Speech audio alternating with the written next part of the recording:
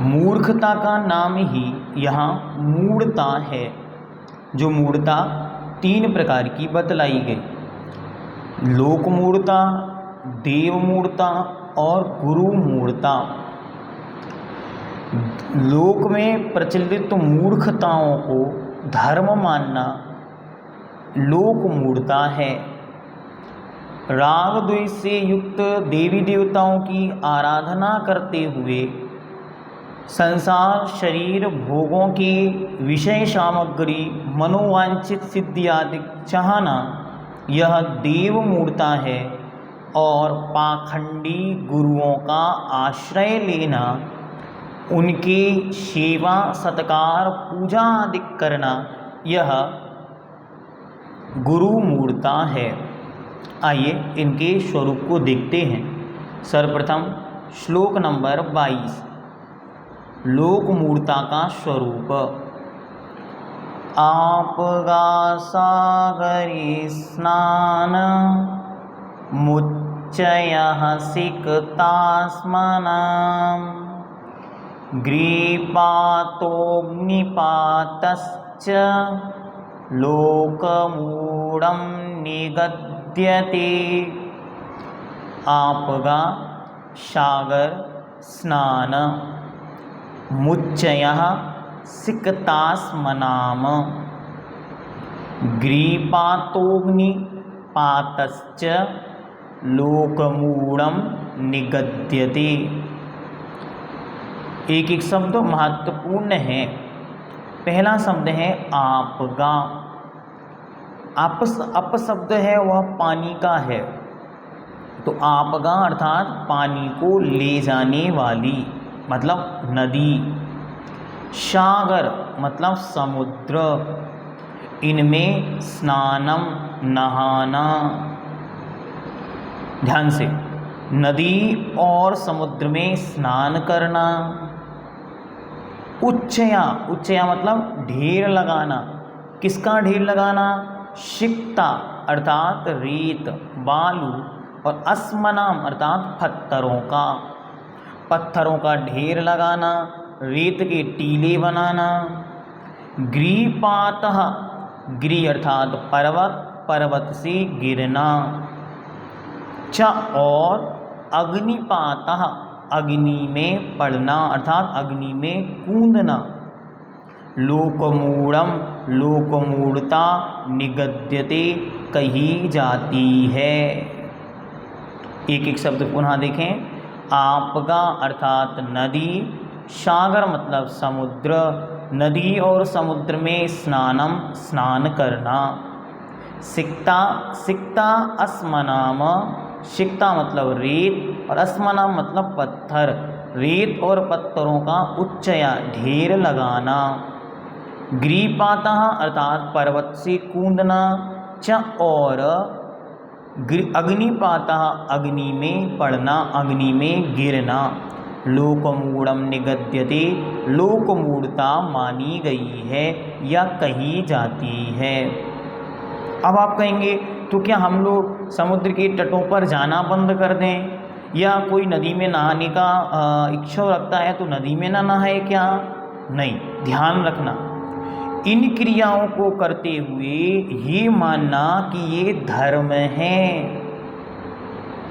धर्म मानकर, धर्म लाभ हेतु, स्वपर कल्याण के निमित्त हेतु मैं नदी में नहाऊंगा तो मेरे सारे पाप स्नान से नष्ट हो जाएंगे, इस प्रकार का मानकर नदी में स्नान करना, समुद्र में स्नान करना।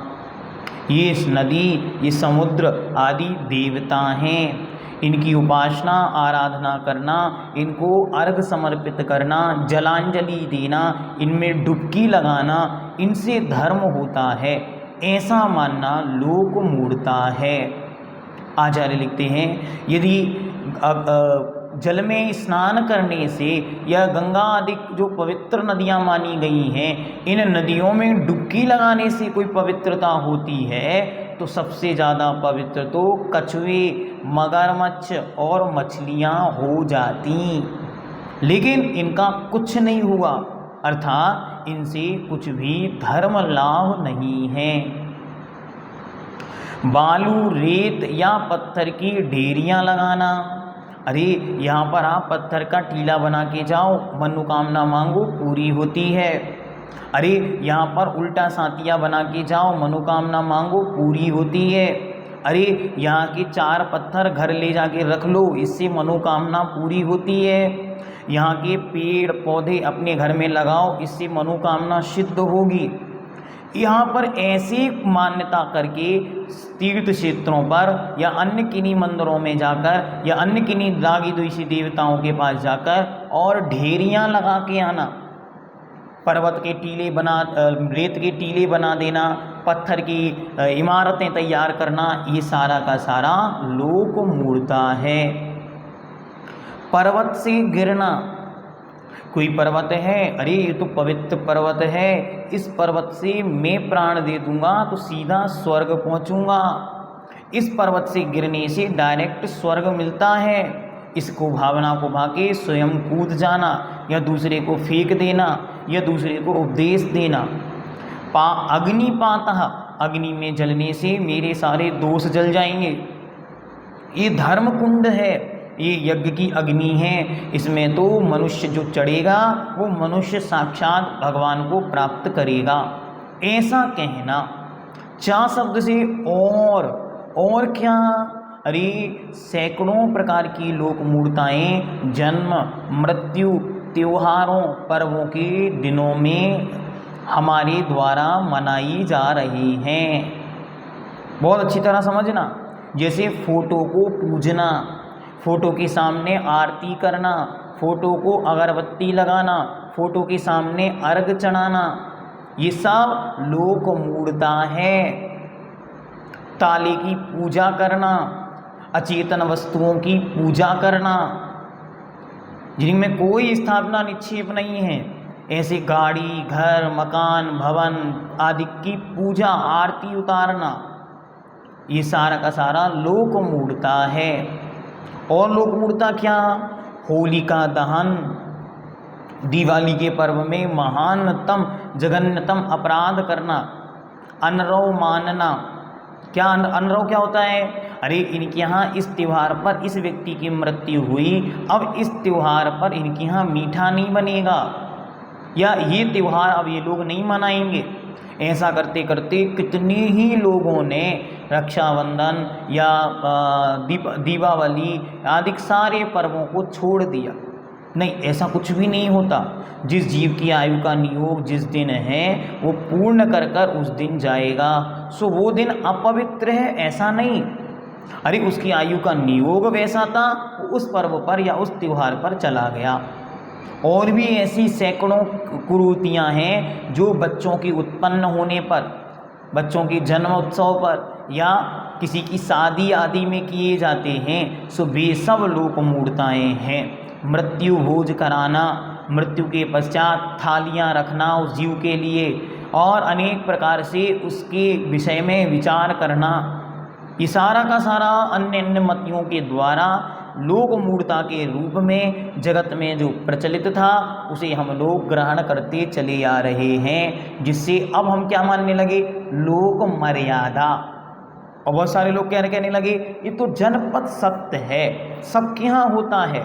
शरद पूर्णिमा के दिन चंद्रमा में खीर रखना, सौमंती अमावस्या के दिन पेड़ वृक्षों की पूजा करना, ये सारी की सारी चीज़ें ये जैन धर्म में कहीं उल्लिखित नहीं।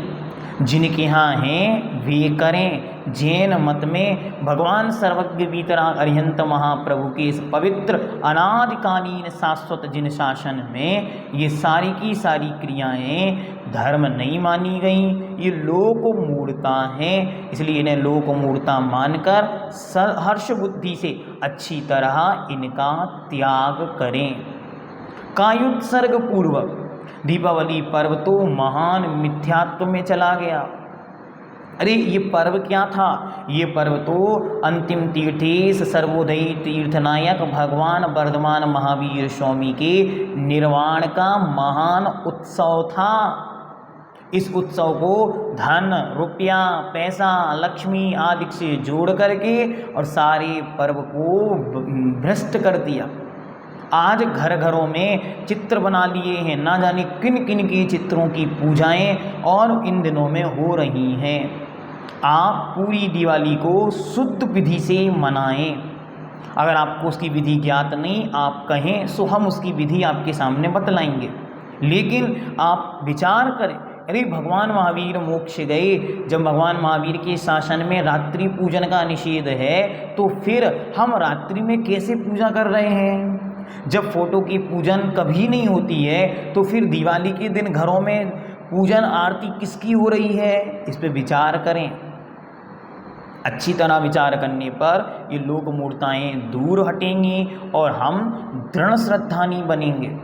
तो लोक मूर्ताओं से बचकर, ये तो इन्होंने वर्णन किया ही किया, च शब्द से और भी जो लोक मूर्ताएं सो वे ग्रहण करें।